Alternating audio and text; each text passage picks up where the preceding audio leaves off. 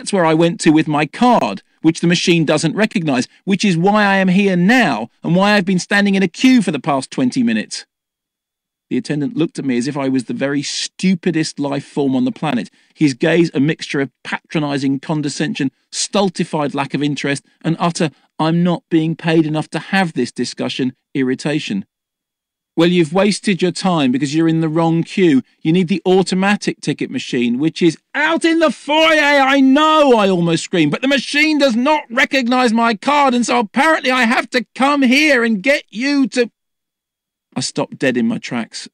I was suddenly filled with a vision of a great gaping void, an infinite chasm of despair and hopelessness into which a mere mortal may stumble and find themselves falling forever.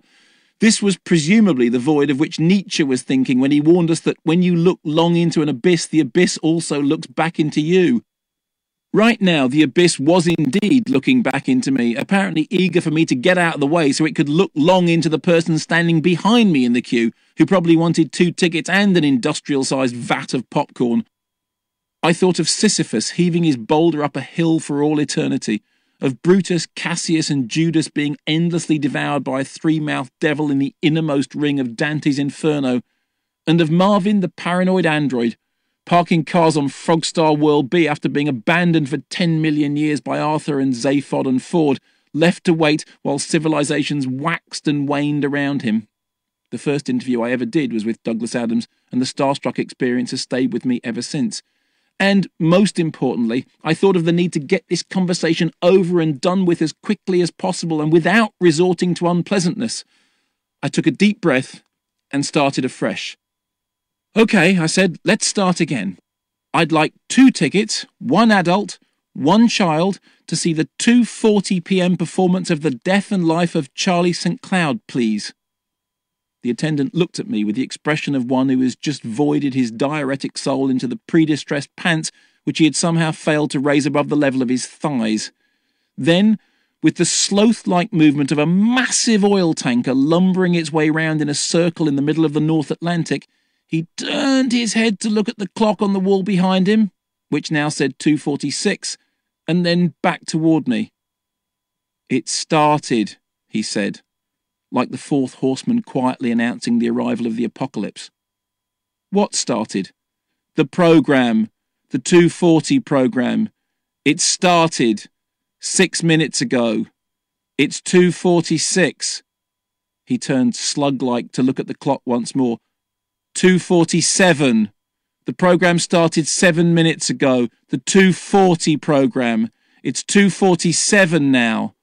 So the programme's... Yes, I know the programme started, but the film won't be on yet, will it? You'll have half an hour of trailers and adverts and annoying anti-piracy notices first, won't you? What time does the actual film start?" Zombie Boy said nothing. Instead, he looked down at his hands, seemingly momentarily surprised to discover that he had opposable thumbs. Frankly, I was surprised too. From his general appearance, he didn't appear to be able to hold anything as fiddly as a comb, or indeed to be able to pull up his own trousers. In evolutionary terms, he was conclusive proof that Darwin had been full of shit and we were all heading back toward the primordial soup. He looked at me again. "The programme started 7 minutes ago," he repeated, without trace of irony. 8 now. I contemplated strangling him, but decided against it. There were minors present, and the sight of extreme violence can scar the young, apparently. "Right, I don't care about missing the start of the programme," I said. "Just so long as you know..." "Know what?" "That it started. The programme." "Yes, I know, I understand, but I still want to buy 2 tickets. Even though it started?" "Yes, even though it started." "Right, how many tickets do you want for the programme that's already started?" 2. 1 adult, 1 child. How old is the child?" "Well, she was 11 when I started queuing, but she's probably 16 by now," I quipped. Big mistake. 16 is adult, so that's 2 adults for the programme that's already started." "No, she's not 16, she's 11. It was a joke. You said she was 16. "No, I said she was 11, but we've been waiting so long she might as well be 16. 16 is adult." "But she's not 16, she's 11. "Then why did you say she was 16? Why indeed? Why, oh why, oh why, oh why, oh why, oh why, oh why? "I don't know. I'm sorry." And that was it. He'd won. I had apologised. It was all over. He had the upper hand. I was in his world now, playing by his rules. He shimmered with victory. Somnambulant, yet shimmery. Weird. So 2 tickets, 1 adult, 1 child, for the 2:40 programme of Charlie St. Cloud, which has already started. Yes, please. Standard or premium seats? This was an interesting question I had already encountered online, but which, to be honest, I still hadn't really resolved. It seemed to me that, at the prices they were charging, all seats ought to be premium.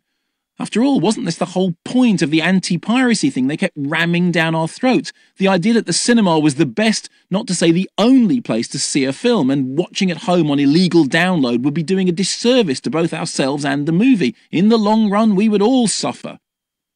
And yet, here was an admission that some seats in the cinema were better and therefore pricier than others, leading one to conclude by default that the still costly pleasures of standard seating might not actually be up to the same high standards accorded by one's own couch. I can't be the only one to have thought this. If all the seats aren't premium, then why the hell am I paying so much for them? Moreover, in a world in which ushers are apparently considered an unnecessary extravagance, what's to stop me from simply paying for a standard seat and then sitting in a premium seat once I get inside the spectacularly unpoliced auditorium? The answer, of course, is nothing, as I had previously discovered after having paid through the nose for premium seats, only to find some unchaperoned upstarts blithely sitting in my seat, solidly refusing, in the absence of a higher authority, to move. And why should they? They'd already paid enough to get into the wretched cinema, and frankly, they wanted to be able to see the film from a reasonable vantage point. Otherwise, they could have just stayed at home and downloaded it illegally, which, to be honest, was starting to look like a surprisingly attractive option. Back at the ticket office come fast food stand, the attendant was still awaiting my reply. Standard, I said firmly. Left-hand side by the aisle, F8 and 9 in fact. Those seats are taken. Yes, I know. They're taken by me. Those are the seats which I bought online, but for which I've been unable to collect the tickets from the machine in the foyer because it does not recognise my card. So instead, I am buying them from you. You can't buy them from me because they're already taken. Yes, taken by me. No, just taken. I can give you G16 and 17.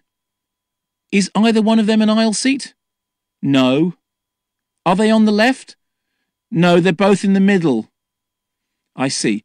So when I said I wanted 2 seats, on the left, 1 on the aisle, that didn't really make any difference, did it? He said nothing. The seconds ticked away. Minutes passed. I couldn't stop them. Okay, you win again, I blurted. Just give me G16 and 17 and we'll move once we get inside the cinema. The attendant looked outraged. You can't move, sir. It's allocated seating. You have to sit in your allocated seat. Which I will, of course, do, unless, that is, the clone versions of me and my daughter, in whom you seem to have placed your faith, fail to show up, in which case I'll keep seats F8 and 9 warm for them. The ushers won't let you do that, sir, said the attendant, sounding increasingly like Hal, the computer from 2001, telling astronaut Dave Bowman that he couldn't open the hatch for him and he was going to have to die in space after all. Clearly he'd gone to DEFCON 1 and I had to up my game accordingly. I leaned toward the kiosk window, my breath condensing on the apparently bulletproof glass, lowered my voice conspiratorially and whispered, "But there are no ushers, are there?" He looked back at me in silence with what I fancied was an expression of unspoken horror, shot through with shock and awe and garnished with a sprinkling of reluctant admiration. I had spoken the unspeakable, named the unnameable, mentioned the unmentionable, like Charlton Heston telling the starving masses that Soylent Green is people, only quieter, much quieter. "But it's all right," I continued in hushed tones. "I won't tell anyone if you won't. Now just give me the damn tickets." A moment of electricity passed between us before normal service was resumed. "You want drinks or popcorn?" "No." "Yes!" My daughter, silent up until now, was suddenly eager to get involved. We'd had this discussion before, at home and in the car, but clearly an agreement had not yet been reached. See, the thing is, I hate popcorn. Not the taste or the substance of the foodstuff itself, which is every bit as yummy and nutritious as exploded mushroom clouds of superheated dried grain smothered in salt and or sugar, plus a cocktail of super poisonous chemicals. Google popcorn and chemicals and check it out, you'll be shocked, and packed in cardboard can possibly be. As a child, I used to surreptitiously chew those styrofoam worms in which fragile electrical appliances are packed for shipping, and taste-wise there wasn't a whole lot of difference between them and the buttered delights now sold in vast quantities in cinema foyers around the world. Certainly the overall effect was the same. Much munching, zero nourishment, and an overpowering need to quench your thirst with whichever carbonated brand of tooth napalm came most easily to hand. To my mind, popcorn has always been a bit like heroin. The first hit makes you want to throw up, apparently, but also leaves you with a craving to quell the nausea by ingesting industrial amounts of the very thing which made you sick in the first place. Cigarettes are the same, or so smokers tell me. Ghastly, but in a Moorish kind of way. The only real difference between the consumption of popcorn, heroin and cigarettes is that the purchase of a pack of 20 is a much faster and more efficient way of getting your money straight into the hands of highly organised murderous bastards than fencing it through drug dealers or fast food franchises. Tot up the number of people who've been maimed, killed and generally ravaged by cigarettes over the past 50 years and compare it with the statistics for drug and obesity-related fatalities. The only sensible conclusion is that, where fags are concerned, the tax benefits must massively outweigh the human tragedy. If only the government could figure out a way of putting VAT on smack. Luckily, the government have figured out a way of putting VAT on popcorn. Indeed, it was the commonly quoted purchase tax case of Popcorn House Limited in 1968, oh come on, you must have heard of it, which gave birth to the very definition of taxable confectionery as being any form of food normally eaten with the fingers and made by a cooking process other than baking, which contains a substantial amount of sweetening matter. The VAT Keeper's Guide goes on to explain that taste and texture and time and place of eating may also be taken into account when assessing whether an allegedly edible substance is a tax-free foodstuff or a tax-rich treat, with cinema popcorn clearly falling into the latter category. If I was the VAT man, I would personally add a further financial penalty for the noise pollution caused by eating popcorn in a cinema auditorium, with revenues gathered from this lucrative income stream used to fund a string of retirement homes for the prematurely obsolete projectionists and ushers who lost their jobs when their employers decided that their primary business was not the projection and exhibition of movies, but the sale of vatable fast food.